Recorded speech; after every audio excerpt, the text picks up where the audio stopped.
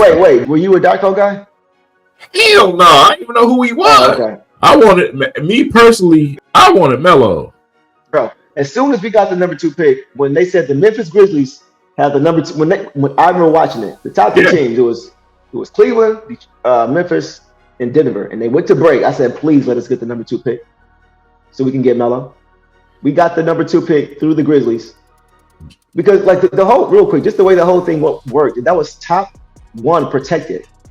So imagine if you're the Grizzlies, 5, 4, 3, 2. You want Bron. You know, if you get the number 1 pick, the Grizzlies have LeBron James. And if you don't, and if it goes if it goes to 2, you don't keep the pick. Imagine that. So I wanted Carmelo so bad, man. I couldn't believe it. I could not believe we had the number 2 pick. And I remember watching because it went straight to the Eastern Conference Finals game when we were playing the New Jersey Nets. About to get swept. We were down 3-0 in 2003. Mm-hmm. And I forgot who it was that was announcing, but they said, it is reported that Joe Dumars said he's absolutely taking Darko Milicic, and I about broke the TV. Man, I couldn't believe it. I could not believe it. I will never forget that. That was the first time I watched the draft, and my chest started palpitating, bro.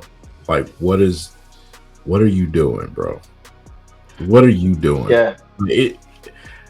To be fair though, bro, like, I'm gonna cut you off, but to be fair, a lot of people. I went back a few days ago and watched the post reaction. And Sean Elliott was on the panel talking about how good of a player he was going to be and how him and Mehmet Okur were going to be the front court of the future, as if Ben Wallace didn't exist. So a lot of people felt like that. The technology wasn't there. There was no Instagram. There wasn't social media. You couldn't go and see. You had to go off word of mouth a lot of time, or what you saw personally, with no other opinion. You know what I mean? There was a lot of different things. So it's still no excuse, but I think hindsight is 20/20 a little bit.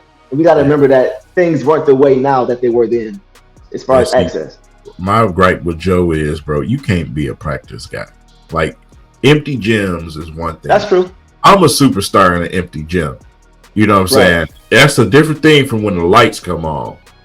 That's why it's important to have, a situation. If he overseas, I want to see him on one of the bigger stages overseas. Okay. You know what I'm saying? He practiced well. That was your explanation? His workouts were great? What? Right.